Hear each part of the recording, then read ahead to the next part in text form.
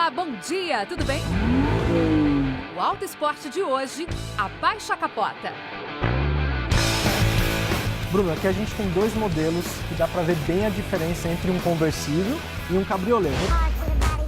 Elétricos empolgantes e a inteligência artificial. A gente está na contramão. Ele está dizendo que o carro parou sozinho, ele acelera e o carro não vai. Muitas vezes o problema já aparece só olhando. Olha o amortecedor, tá vazando. Veja por que recondicionar amortecedor significa colocar a vida em risco.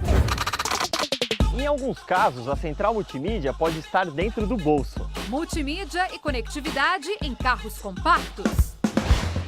E para começar, um poste para reduzir impactos.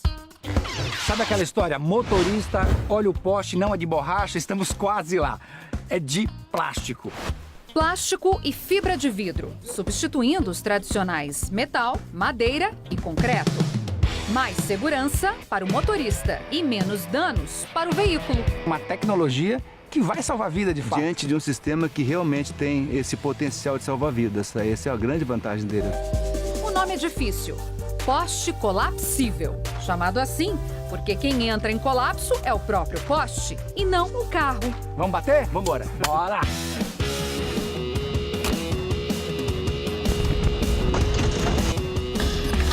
Estava a 30 km por hora. Após o impacto, a velocidade caiu para 24,6, uma desaceleração de apenas 5,4 km por hora.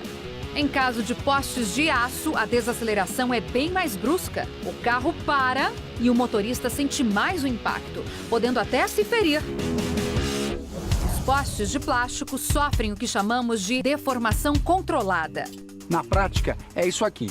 Quando o carro bate no poste, ele se deforma no mesmo sentido do impacto, evitando que o poste volte para cima do carro. E também tem um outro detalhe. Numa placa normal, quando você bate, o conjunto inteiro está envolvido, gerando resistência. Aqui não. Uma tecnologia na instalação da placa garante que no momento do impacto ela se solte. Dessa forma, a resistência do impacto chega a diminuir algo em torno de 50%. E a gente tem em torno de uns 200 mil postes instalados no país. O futuro seria todos os postes serem assim, não é isso? Grande parte deles ou todos. O valor dos postes de plástico para uma placa grande como esta vai de 2 a 4 mil reais. Os postes de aço para a mesma placa custam em média 300 reais. Porém, em alguns pontos de rodovias, os postes de aço precisam também de aparatos de segurança, como defensa metálica e amortecedores de impacto. Nesse caso, o preço pode subir para mais de 15 mil reais. Bom, aquele lá já é uma realidade. O futuro é transformar esses postes aqui de iluminação, que são de concreto, em fibra de vidro. Mais leve é a mesma fibra que a gente tem, por exemplo, no casco de barco. Quando o carro bater aqui, a ideia é que ele quebre, fique muito menos resistente. Os postes de fibra de vidro ainda estão em fase final de teste, mas já são encontrados em algumas cidades do Brasil. Nesta experiência, o poste dobrou. Mas a ideia dos desenvolvedores é que ele se quebre. Esses aqui ainda não são de borracha, mas se o pior acontecer, eles podem salvar a sua vida. Todo mundo que anda no carro do Jorge avisa. O carro tá feio, tá batendo. Eu falo, batendo não, tá apanhando, né? Porque do jeito que tá... Muitas vezes o problema já aparece só olhando. Olha o amortecedor, tá vazando, tá tudo melecado. E aí, faz o quê? Há quem diga que é só recondicionar, fazer um remendo. Será?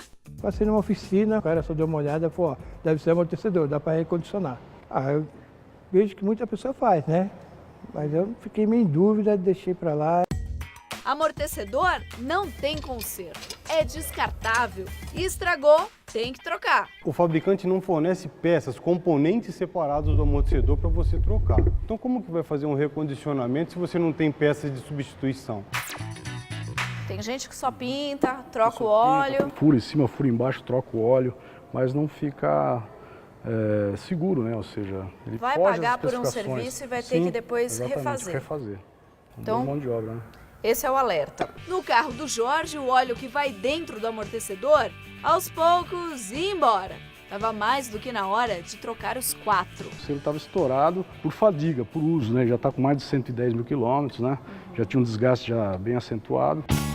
O amortecedor absorve a irregularidade do solo, controlando a oscilação das molas. São 2 tubos, um dentro do outro, com válvulas que freiam os movimentos de tração e compressão.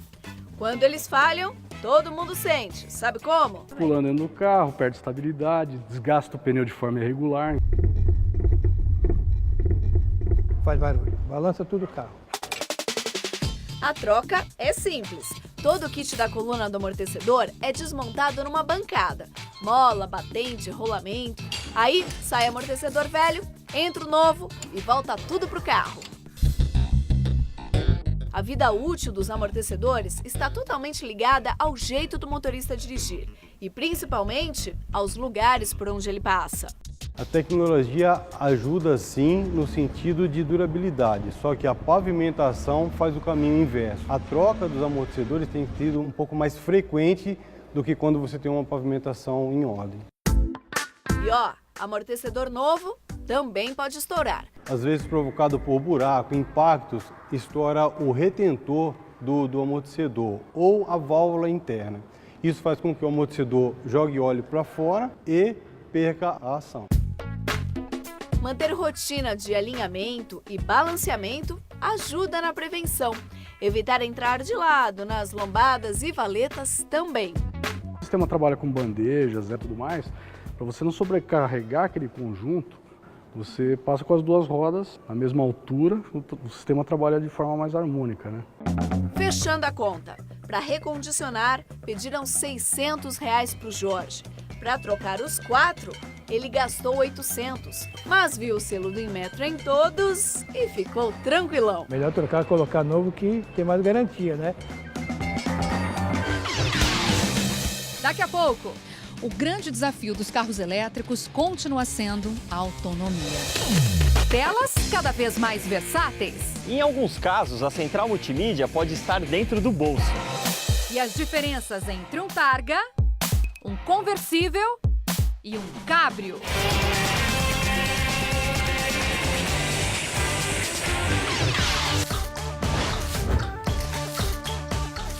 Acabou o tempo de falar de modelos elétricos como se fossem exóticos. Prova disso é a forma como eles foram expostos no Salão de Frankfurt, misturados e com igual ou maior importância que os modelos a combustão. E alguns fabricantes aproveitaram para anunciar viradas nas linhas de produção. A BMW promete até 2025 produzir 25 modelos híbridos ou elétricos. O i3, que já está no mercado brasileiro, ainda é um dos destaques. E aqui esbanjou o charme com 2 cores. A Mercedes crava o ano de 2022 para ter versões híbridas ou elétricas de todos os modelos. A Volkswagen quer seguir o mesmo caminho, só que até 2030. Os carros ecológicos, os carros elétricos, os carros híbridos, eles tinham uma marca registrada, que era a cor branca. Aqui eu não vi nenhum branco. Pelo contrário, tem amarelo e vermelho só. E os carros elétricos, eles estão mortos assim por si só. Então a gente tem que tentar, de todas as maneiras, deixar tudo muito mais emocional. As ideias se tornam cada vez mais interessantes. O luxuoso Jaguar E-Pace será vendido já no ano que vem. As empresas europeias querem se adaptar o quanto antes às novas normas que obrigam à redução de poluentes. Os elétricos dão asas aos modelos urbanos. O Smart Fortwo ganhou aplausos. E bem que poderia agradecer com esse sistema de comunicação na frente do carro. Aliás, está aí um conceito que deve pegar. A Honda seguiu o mesmo caminho, só apostando num desenho mais quadrado. Já esse crossover chamou a atenção pelo entre-eixos generoso. O Way é produto de uma fabricante chinesa, Chevy, e ele tem 2 motores elétricos. Chega aos 160 km por hora, com autonomia de até 530 km. O Salão de Frankfurt está cheio de modelos surpreendentes, como esse aqui, que é o Thunder Power, de uma fabricante de Hong Kong. Ele tem a maior autonomia do Salão do Automóvel de Frankfurt. São 650 quilômetros. E isso graças à plataforma modular, que é essa base estrutural aqui, ó, onde os carros novos são montados. Pelo fato de o fundo ser reto, dá para instalar mais baterias. Nesse caso, elas estão acomodadas por toda a extensão do carro.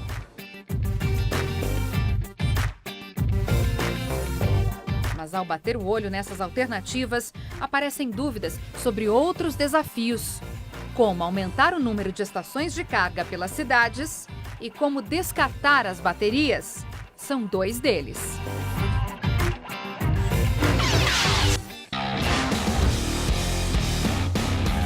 Quatro provas para o fim da temporada. 3 pilotos e 3 marcas na ponta, lutando pelo título.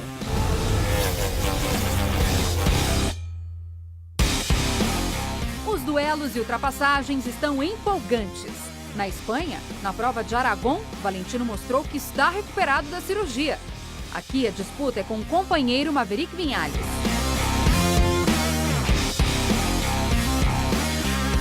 Nessa outra, a briga é com o líder do campeonato, Marc Marquez, que está com a corda toda. Quando você começou na MotoGP, mudou o estilo de pilotagem. Rossi disse, Marquez freia muito forte, teve que mudar o estilo. Você pensa que com os novos pilotos, Zarco, Viñales, precisa mudar alguma coisa ou vai ser o mesmo Marquez de sempre? Não, agora todos, cada ano vão melhorando. Marc explica que por 1 ano ou 2 conseguiu tirar vantagem de um novo estilo, mas que outros pilotos já usam a mesma técnica e há novatos que andam muito rápido. Por falar em rapidez, destaque para Johann Zarco, que é estreante e está em 6º lugar na classificação. Isso significa também que as equipes se ajustaram com os módulos eletrônicos. Aonde a eletrônica atua? Em MotoGP, as possibilidades são muitas. Isso permite criar várias estratégias para que os pilotos sejam mais constantes. E cita o controle de largada, controle de deslizamento, de empinada, de freio motor e, apesar de ser um software único para todos os construtores, o nível de refinamento é muito alto. Veramente em ogni fase. Você teve a oportunidade de pilotar as motos antigas, 2 tempos, sem eletrônica e também as motos atuais. Como que é essa diferença? Bem, a diferença é substancial, é enorme. Glória explica que a diferença é grande, mas que no coração continua preferindo a 500 em 2 tempos, da época em que pilotava na equipe com o brasileiro Alexandre Barros. Diz que as 500 eram mais difíceis. 500 era più difficile. Próxima etapa, 15 de outubro, no Japão. Multimídia, multifuncional, carro do século XXI tem que estar conectado. A central multimídia virou um fator determinante para a compra do automóvel também. Antigamente se falava muito sobre motor, se falava sobre conforto e hoje a multimídia é o 2º maior fator de compra de um automóvel. E as telas surgem em todos os segmentos e todos os jeitos. Essa tecnologia era muito mais comum nos carros de luxo, mas também nos carros mais populares, hoje virou uma demanda muito forte. Por quê? O consumidor de carro popular também quer ter tecnologia. Uma pesquisa recente feita em todo o mundo revelou que 75% dos entrevistados querem conectividade no carro. E muita gente está disposta a frear a compra e esperar por novas tecnologias.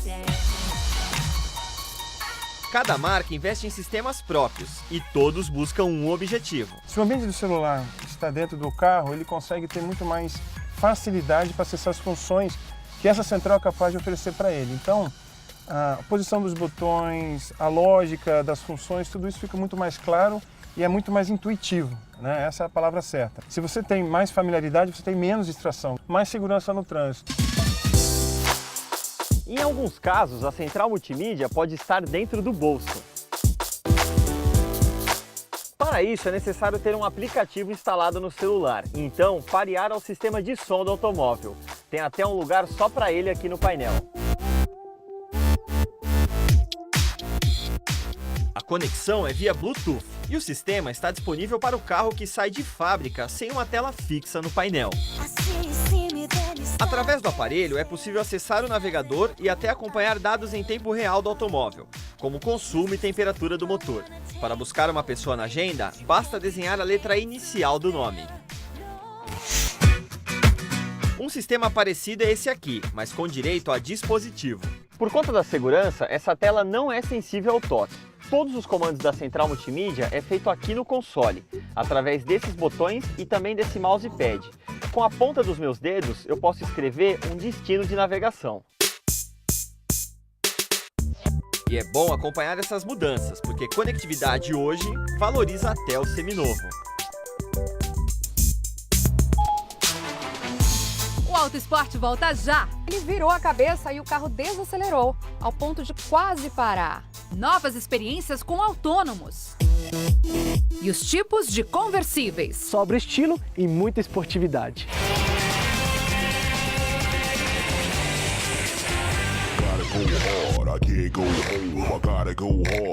Três famílias de carros para quem gosta de vento. Ele tem essa sensação de liberdade. Você se sente realmente em conexão com o mundo lá fora, né? Realmente com a natureza. O que muda aqui é o jeito de usar a capota. Bruno, aqui a gente tem dois modelos que dá para ver bem a diferença entre um conversível e um cabriolé. Muita gente acha que pensou que carro é conversível, basta não ter o teto ou a capota diferente. Você vai entender a distinção dos dois modelos quando você olha na parte traseira. O New Beetle é cabriolé, porque a capota fica aparente mesmo quando já está recolhida. Um detalhe que requer cuidados. Então, ela tem um sistema de trava, tanto que quando você abaixa a capota, ela apita se você não travar certinho. Para o carro não sair andando e você não abaixar, não pegar pressão e não voar no carro de trás. É mais para curtir um domingo, digamos assim, né? Um pouquinho devagar, sentir a brisa. O Mini Cooper Cabrio é outro exemplo. Capota abaixada e o carro mantém o comportamento da versão fechada ao volante. Mas olha como a capota ocupa um bom espaço no retrovisor. Eu consigo ver ainda, mas atrapalha um pouco a minha visão e ele fica meio jogado ali. Não é um carro para eu entrar com altas velocidades desse modo. Os famosos conversíveis são chamados assim porque possuem capota removível ou ficam com ela totalmente escondida. É o caso do BMW 320.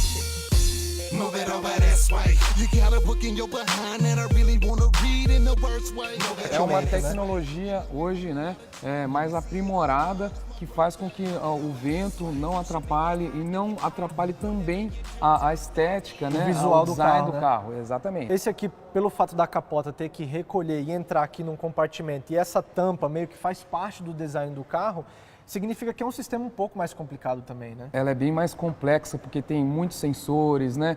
Tem articulações a mais. Sim. Então, a capota ela recolhe de diversas maneiras para ela acomodar certinho, sem aparecer nada, né? E ficar bem clean. Até porque o carro fica um pouco mais caro também por esse sistema, né? Fica mais caro por ser bem mais complexo. Agora o Targa. Os modelos dessa família são identificados por manter o vidro traseiro mesmo quando estão sem a capota. O Porsche Targa 1967 foi o primogênito e deu nome à classe que segue fazendo sucesso e com cada vez mais detalhes. O Targa é um modelo que era muito desejado na época de 70 e 80. Ele perde rigidez no chassi. Para ganhar de volta, eles colocaram reforços na lateral da estrutura do carro e esse vidro aqui também funciona como reforço da carroceria. Apesar de ser pesadinho, sobra estilo e muita esportividade.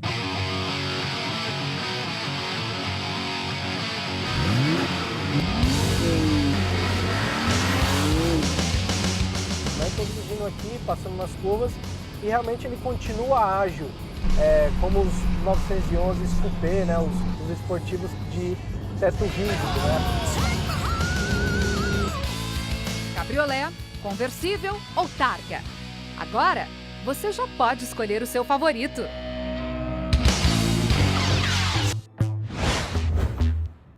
A Rinspeed levou para o Salão de Frankfurt mais uma das suas invenções. A empresa suíça é conhecida por seus projetos radicais. O Oasis é um carro hiperconectado. Para começar, ele pode ir até você.